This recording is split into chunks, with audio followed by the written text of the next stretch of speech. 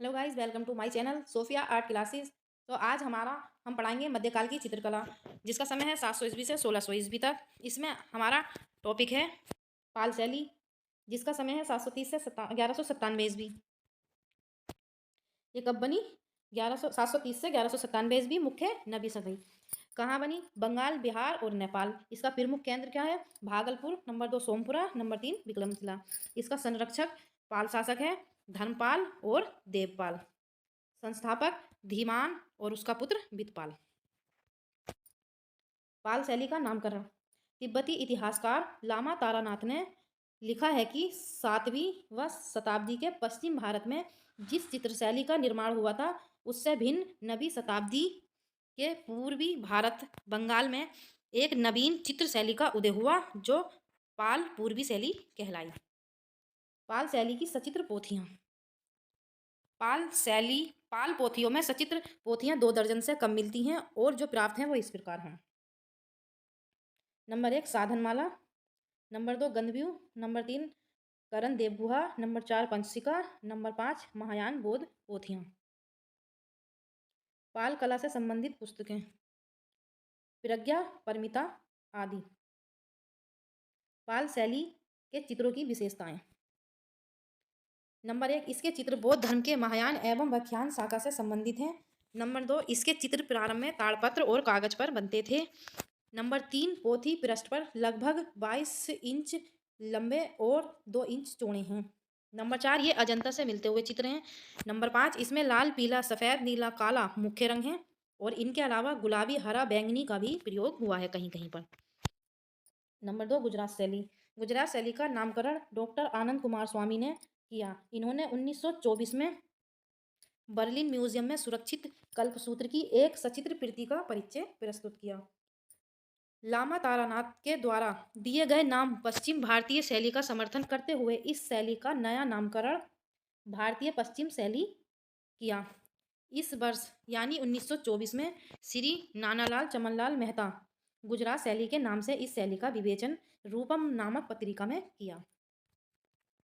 बाद में सन 1926 ईस्वी में प्रकाशित अपनी पुस्तक studies in India paintings of Gujarat में स्वतंत्र रूप से एक अध्याय लिखा, जिसमें उन्होंने गुजरात शैली के संबंध में महत्वपूर्ण सूचनाएं प्रस्तुत की।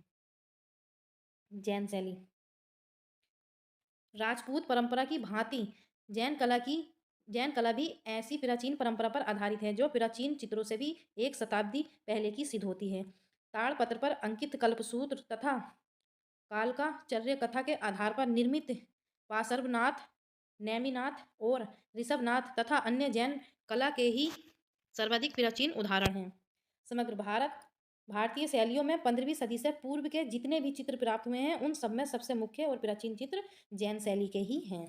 मतलब जो चित्र 15वीं शताब्दी में प्राप्त हुए हैं, उन सब में जो सबसे मुख्य हैं, जो सबसे मेन अहम हैं, वो प्राचीन जैन चित्र हैं। इन आरंभिक जैन कलाकृतियों को कुछ विद्वानों ने प्रारंभिक पश्चिमी या कुछ ने गुजराती व कुछ ने अपभ्रंश शैली के नाम से संबोधित किया है। कहा जाता है 10वीं शताब्दी से लेकर 15वीं शताब्दी तक भारतीय चित्रकला की समृद्धि के लिए सबसे ज़्यादा योगदान जैन कलाकारों का रहा है। जैनों द्वारा पल्लवित चित्रकला शीर्ष गवेषणात्मक बृहद लेख मुनि क्रांति सागर ने विशाल भारत में प्रकाशित किया।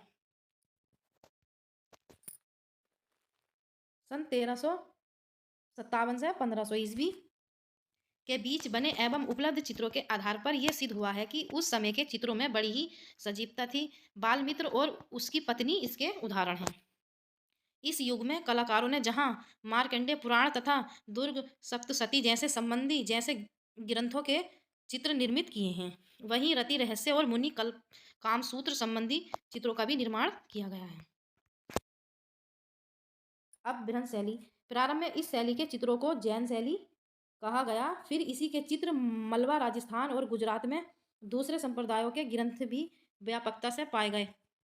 इसीलिए इस शैली को गुजरात शैली या पश्चिमी शैली कहा जाना उपयुक्त समझा गया। श्री रायकिशोर दास जी ने इस शैली के चित्रों को अभ्रंश शैली के नाम से कहना अधिक उपयुक्त समझा। अभ्रंश शैली के चित्र। इसके चित्र 3 रूपों में उपलब्ध हैं। नंबर 1 ताड़पत्र पर बने पोथी चित्र, नंबर 2 कागज पर बने पोथी चित्र, नंबर 3 कपड़े पर बने पोथी चित्र।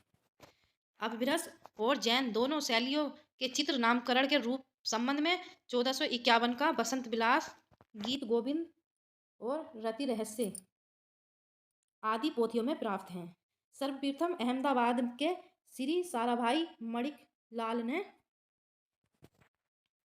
चित्र कल्प दुम ग्रंथ प्रकाशित किया। यह ग्रंथ उन्हें जौनपुर से उपलब्ध हुआ। इसकी 2 प्रतियां हैं, जिनमें एक प्रति जो है रॉयल एशियाटिक सोसाइटी मुंबई में है और दूसरी लिमड़ी के सेठ आनंद जी कल्याण जी के पास है। इसका लिपिकाल 1415 ईस्वी है।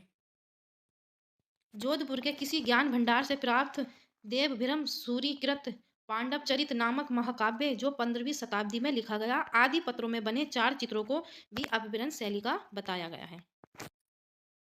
अपभ्रंश शैली की विशेषताएं। अपभ्रंश शैली के चित्रों में मानव आकृतियों के चेहरे सवाचस्म और एक ही ढंग में बने हैं।